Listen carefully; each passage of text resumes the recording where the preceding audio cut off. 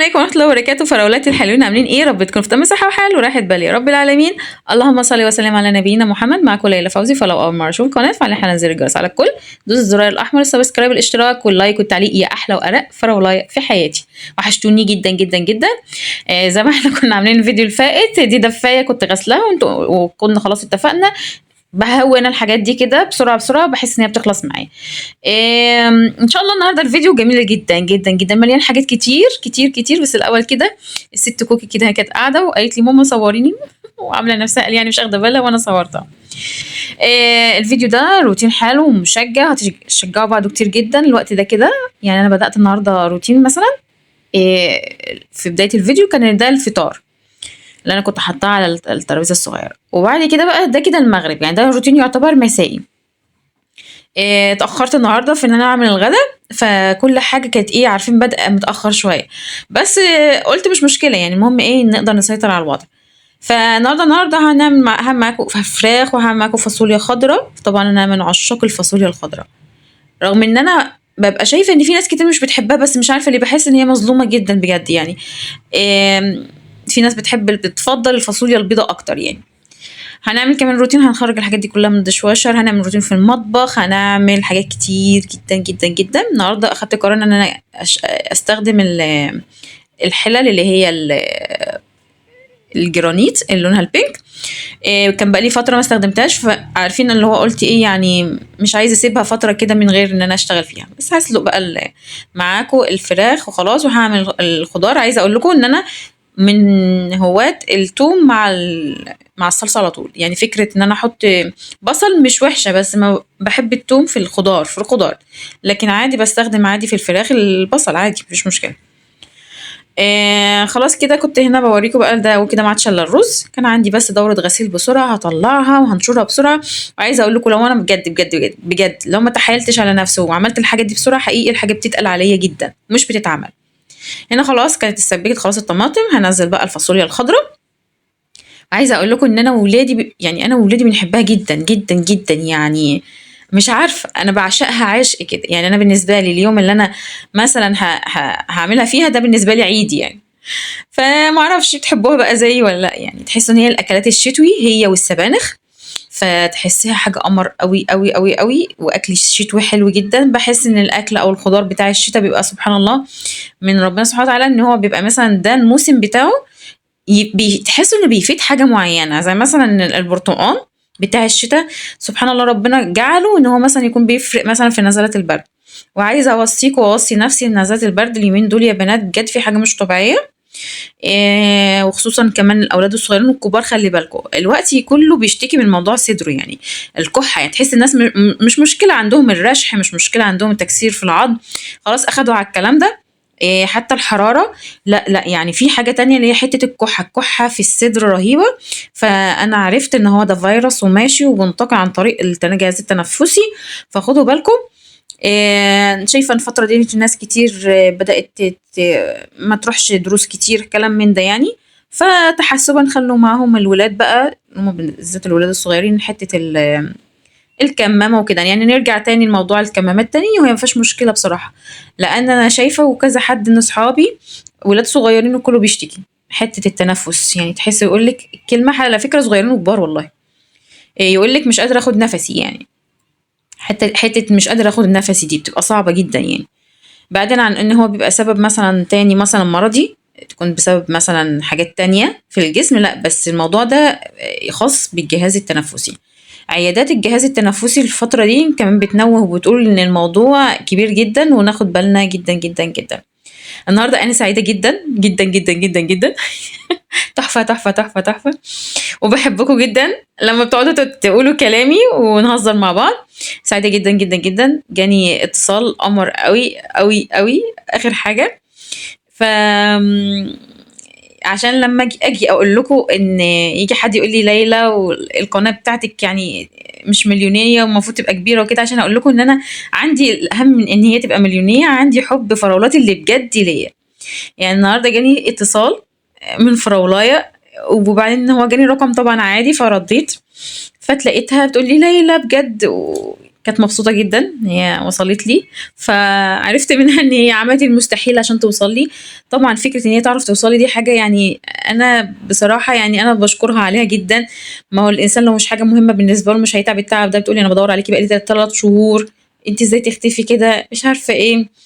طبعًا وبعض كلمات العتاب الحلوة اللي بتبقى من إخواتي، فراولاتي، حبايبي إخواتي وصحابي، فبابقى والله العظيم مش قادرة أقول لكم كمية السعادة. يعني هي بتقول لي: "أنا سعيدة جدًا إن أنا باكلمِك وسامعة صوتِك." قُلت وأنا سعيدة جدًا، يعني الإحساس ده بيسعدني أوي، أوي، أوي، أوي. تحس إن هي المحبة من غير أي حاجة، يعني لا نريد منهم جزاءً ولا شكورًا، سبحان الله، جزاءً ولا شكورًا، سبحان الله. بتبقى من عند ربنا، وأنا بابقى سعيدة جدًا. فعرفت منها إن هي حقيقي، حقيقي عملت المستحيل، يعني مش أي حد يعمل كل ده. هي الأول مش عارفة بصراحة جابت رقمي منين، الأولاني رقمي اللي هو الأساسي، مش عارفة بصراحة وصلت له إزاي، أنا مش عارفة بجد يعني. تصدقوا نسيت أسألها. فلمّا جابت الرقم الأساسي أنا سايباه لهمس، يعني كنت سايباه لهمس وكده، فاتواصلت مع همس و واديت لها همس بقى اديت لها رقمي الجديد. ف إحساس حلو. وبرضه كلمتني وتقريبًا هي بقى لها فترة، فبتقول لي لمّا رجعت بقى القناة اللي هي قصدها على القناة اللي إحنا فيها دي، فاتلاقيت حاجات غريبة، الله فين الأماكن، فين بورتو، إيه اللي حصل، حاجات يعني هي حست في حاجة يعني فين ليلى أو كده. فأنا بجد والله هي اسمها رانيا، وأنا من ساعة ما كلمتها وأنا ما باقولهاش إلا يا روني. فيا رب يبارك فيكِ يا روني، ويبارك لِك في أولادِك، ويشفي لِك عن بنتِك اللهم آمين. فهي بتكلمني حصل حاجة في آخر المكالمة بعد طبعًا ما إحنا قعدنا نتكلم حبة كتار أوي، حوالي قد إيه مش عارفة والله، بس مثلًا ساعة إلا أو 3/4 ساعة، حبة حلوين جدًا، مش فاكرة والله قد إيه. بنتكلم بقى وفرحانة هي وأنا مبسوطة طبعًا بكلامي معاها. فحبيبتي كان بنتها يعني تقريبًا تعبت أو كده، رجعت من المدرسة تعبانة فقفلت معايا وكده. فبجد والله يعني ربنا يطمنِك عليها، وأنا يعني أنا بادعي لها ربنا يتم يشفيها على خير يا بنات، وأنتم كمان ادعوا لها ربنا يا رب يحفظها ويحفظ ولادنا. اتواصلت معاها تاني بعدها بساعتين عشان أطمن على بنتها وربنا يا رب الحمد لله هي أفضل، بس دعواتكم إن شاء الله يكون على خير، ويا حبيبتي ربنا يحفظها لِك وما يخسركيش فيها أبدًا. مبسوطة جدًا لإن هي كمان طلعت جارتي، فهي بتقول لي: "ليلى أنتِ كمان جارتي، يعني بقيتِ قريبة مني أوي." فدي حاجة أسعدتها وأسعدتني أنا كمان. بجد يعني أنا مبسوطة جدًا. اقترحت عليَّ قالت لي: "لأ ده إحنا نعمل فطار بقى لفراولات بورسعيد مثلًا." أو بتقول لي: "والله ممكن ييجي لِك كمان حد من برّه بورسعيد، بس أنتِ قولي نتقابل وكده ونقعد مع بعض." فإحساس حلو، محبة الناس ديًا من غير سبب، يعني حد يحبك من غير سبب كده. مش عارفة، بابقى مبسوطة بصراحة، الإحساس حلو. ربنا يا رب يبارك في عمركم، كل حد بيحبني أنا باحبكم جدًا يعني أضعاف ما أنتم بتحبوني. بابقى سعيدة في وسطكم، بابقى سعيدة وأنا باقدّم الفيديو، بابقى سعيدة وأنا بافكّر. على فكرة عايزة أقول لكم أنا بيبقى آخد وقت كبير منّي من تفكيري، حيّز التفكير، فكرة إن أنا يا ترى هاعمل إيه لفراولاتي النهارده جداد. بصراحة ما بتخذلونيش أبدًا ولا عمركم خذلتوني ولا عمركم مثلًا آمم دايمًا محسّسينّي إن أنا عند حُسن ظنكم، دايمًا محسّسينّي الإحساس ده. يعني حتى امبارح رُز من السعودية وفراولاية ليّا يعني بقى لها فترة كبيرة جدًا، جدًا، جدًا، جدًا، من القناة كمان الكبيرة الأولانية خالص. بتقول لي امبارح طبعًا أنا كنت عملت ديكور لغرفة الماستر النوم يعني. فبتقول لي: "ليلى في بداية الفيديو أنا آآ قُلت إن الديكور شكله غريب، لأ مش وِحِش وكده." فبتقول لي: "لكن لمّا كمّلت الفيديو للآخر لأ لقيته روعة، روعة، روعة." وانبسطت جدًا، يعني اللي هو إحساسها أنا فاهماه، يعني عايزة تقول لي يعني لأ أنا ما شكّيتش في ذوقِك لحظة واحدة، فده برضه أسعدني جدًا، جدًا. بجد يا روز أنا باحبِّك وإيمي. وبُص أنا مش عايزة أبدأ إن أنا أقول أسامي لأن أنا واحدة، واحدة أنا باحبكم. وأنا عايزة أطمن بس على الأكونت بتاع آمنت بالله، هي فراولاية القناة. هي يعني تعبانة، أنا كنت قلنا حكايتها قبل كده مع ولادها، ربنا يا رب يتم يشفيها على خير يا رب اللهم آمين. فطمنيني عليكِ يا رب تكوني بخير. والله ما عايزة أنسى حد باحبه جدًا، جدًا، جدًا، من أول الافتكاسات البنات وسمر وكله، كله، كله، كله، كله، وإيمي وإيمان، نوجة وفاطمة صاحبتي وخالته نعمة ونهلة وكله. بُص أصل أنا لو قعدت أقول الأسامي مش كتير، كلكم يعني انا عارفه اكونتات، يعني في اكونت تقريبا بدأ بحرف ال ام ام كي اتش حاجه زي كده، بس انا عارفاكي من القناه اللي قبل كده. فامبارح كتبت لي ليلى اخيرا لقيتك. فمش قادره اقول لكم بنات، انا لما بلاقي واحده منكم انا بالنسبه لي كاني كسبت، عارفين مبلغ وقدر، عارفين اللي هو كسبت جايزه. والله بحس ان انا لما بلاقيكم بحس ان انا مبسوطه جدا جدا. فكنت حابه بس اعرف عشان بس حد ما يفكر ان انا لما سبت القناه التانية انا كنت عامله هنا حاجه اسمها زي ما انا حكيت لكم قبل كده في محركات البحث، ان اللي يدور عليا او يكون متابعني على القناه التانية سهل جدا ان هو يلاقيني. في حاجه كده بتتعمل في القناه ان اي حد بيعمل سيرش يلقاني. حاجه بقى ساعدتني، انا بقول لكم النهارده الفيديو كله سعاده بصراحه يعني. النهارده كمان ببص كده في التحديثات اسمها ايه، الاحصائيات بتاعت القناه، بفتش كده بشوف. اتلاقيت حاجات ساعدتني قوي، اتلاقيت نسبة الشير اللهم بارك كترت. الناس اللي بتشير على الفيسبوك شفتكم طبعا مش شفتكم شخصيا، بس النسبة عامل لي نسبة كذا.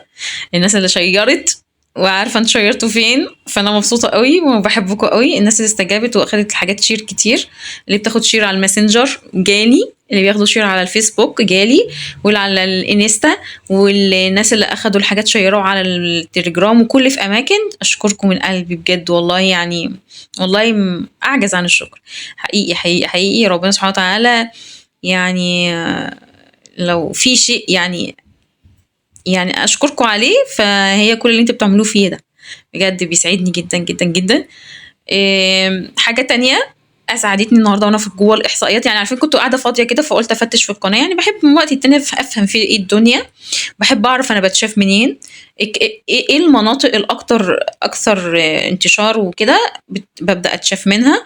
ايه الدول كده، نسبة العمر، متوسط العمر بيبان لي برضو، الفئة اللي بتتفرج عليا بتبقى كام، الكلام من ده. فأسعدني ان وعلى فكرة بيجيني اللي شافني تبع انهي كلام مثلا في السيرش في البحث، عارفين محرك البحث، يعني مثلا اللي كتب ايه، يعني اكتر ناس كتبوا ايه، اكتر معدل، فاهمه حاجه. ف مثلا جاني اللي دور على ايه، ليلى فوزي جاي لي كتير قوي، يعني اللي كاتب ليلى فوزي، يا على السعاده، يعني نسبه كبيره جدا حوالي 65%، تخيلوا. فناس داخله تدور مخصوص، فده جميل يعني، فاهمه.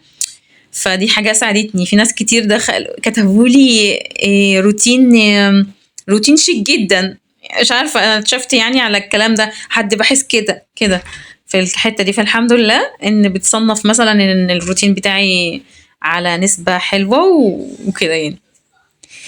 طبعا انا مش عارفه اقول لكم ان انتوا بتوحشوني ازاي، يعني انا كل ثانيه بتوحشوني وكل وقت بتوحشوني. على فكره عايزه اقول لكم التعليقات بتاعتكم لما بقراها بتفرق معايا نفسيا انا اصلا.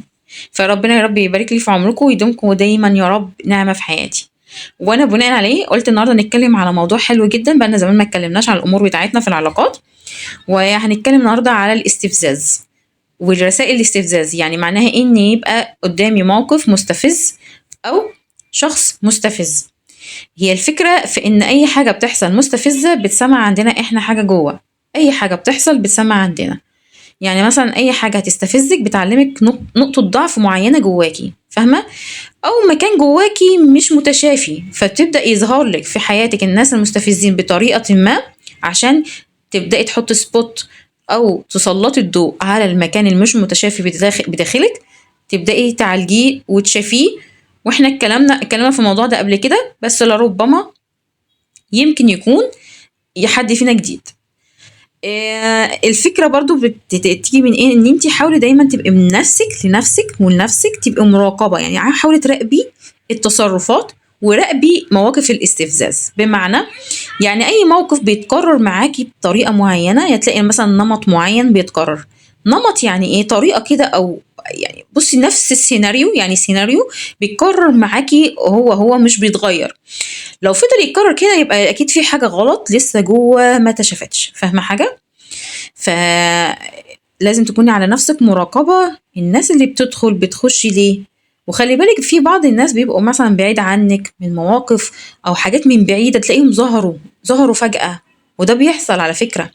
تبداي تقولي لنفسك يا ترى الناس دي رجعت ليه، بترجع علشان يشوفوا هل الجزء اللي جواكي ده تشافى، ولا لسه في جواكي حاجة لسه ما اشتغلتيش عليها. فكل فترة كده تحس ان الرسائل دي لازم تعدي عليكي يعني دايما عشان تعلمك. فدايما ما تاخديش الموضوع ان الموضوع امر شخصي بقى، ان انت جواكي لا لازم ده في حاجه غلط، لا او في حاجه او الناس، لا تحسي بالانفعال تجاه الناس اللي داخله تديكي الدروس دي، ولا تاخدي الموضوع بامر شخصي. يعني تاخدوش جواكي في امر شخصي، لان على فكره الاشخاص اللي هي بتيجي دي، الاشخاص المستفزه او اللي بيستفزوكوا دي، بيبقى هو درس واحد بس بتتعلمي تاخدي الدرس ده صح علشان تتخطي المرحله. طب هل بقى انا لو اتخطيت المرحله ما عادش حاجه هتستفزني؟ لا خالص. افهمي، انت لو تشافيتي بجد لازم هيتعدى عليكي الدرس، بس ممكن تكون دي لاخر مره، فاهمه؟ علشان ده اختبار. عارفه اما زي الحد اللي بيروح مثلا مدرسه بتاع ويرجع يقول لك ايه ده احنا النهارده مثلا التقييمات مثلا مطلعه عنا دي، لينا تقييمات بكره وكده. ما هو التقييم ده ليه؟ انت خدت ايه في الفتره اللي فاتت واشتغلت عليه على نفسك؟ فعلشان كده نرجع لك نديك درس علشان تشوف انت هتتصرف معاه ازاي. فصدقيني صدقيني صدقيني، وانا عايزاكم كلكم تعملوا كده. هاتوا ورقه وقلم مع بدايه ان شاء الله 2025، حطي لنفسك اهداف، وحطي لنفسك افكار، وحطي لنفسك طباع، حاجات عادات هتتغير، وعادات هتتنفى خالص تنسفيها، وعادات هتزيد. الحلو الايجابي هنزوده، السلبي هنشيله من حياتنا. وحاولي تكون الكلام كله ايجابي، ما تتكلميش كلام سلبي، فاهمه؟ عارفة حتة الاستفزاز دي سبحان الله ساعات بتكون يعني عارفة ليها تسمية كده، اللي هي زي نداء للحب. يعني ايه؟ انا عارفة ان الكلمة غريبة، يعني ازاي استفز عشان ده نداء للحب؟ ان ساعات سبحان الله الألم اللي بيكون سبب في الجرح الداخلي الغير متشافي اللي بيحتاج مننا نحبه. يعني انا مثلا عندي جزء جوايا مش متشافي وانا مش بحبه. اديكي مثال، طبعا مش انا ليلى، يعني انا بديكي مثال. حد يمكن دي مش فيا، بس يعني احنا هنذكرها، ويمكن حد كان منكم قال لي اتكلم فيها. دي مش فيا خالص، لان فيها حاجات تانية. حته ان حد ما يكونش عنده ثقه بنفسه، فبيبدا دايما يحس ان هو دايما مضطهد. على فكره، وتبص تلاقي الاشخاص اللي بيديكوا درس يجيلك على هيئه متنمرين، على فكره في شكلك، في منظرك، في حاجه زي كده. تلاقي شكلك، منظرك او حاجه زي كده، ده بناء عليه انت ما بتحبيش الجزء ده فيكي، فبيجيلك شخص مستفز متنمر على هيئه الموضوع اللي بيوجعك، علشان لما يوجعك اشتغلي عليه. اشتغلي عليه انك بجد تحبي نفسك بكل تفاصيلها، تحبي نفسك بكل حاجه فيها، تحبي نفسك جدا في النقطه دي، وتحبي الحاجه اللي بتوجعك او النقص اللي انت حاساه جواكي.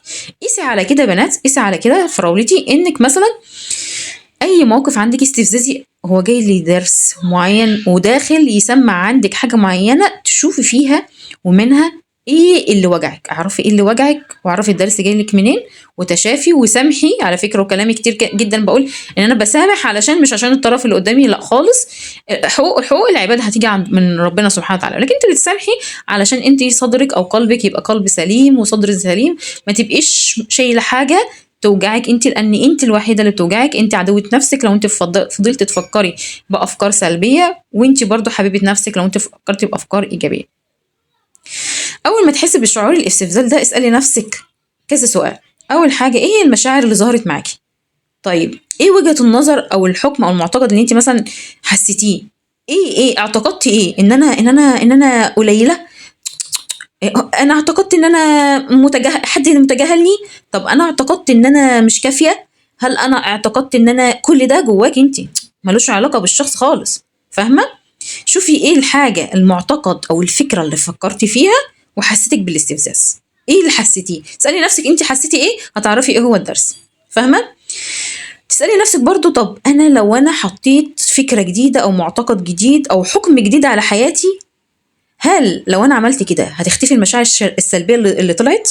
اه طبعا، اه طبعا هتختفي وما عادش هتظهر تاني.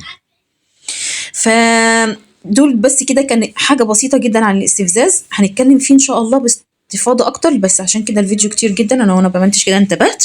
فان شاء الله باذنك يا رب هنتكلم فيه، ولو الكلام عجبكم فعلا فرق معاكم او انتوا تعرضتوا ليه اكتبوا لي في التعليقات. بحبكم كتير، اشوفكم على خير، والسلام عليكم ورحمه الله وبركاته.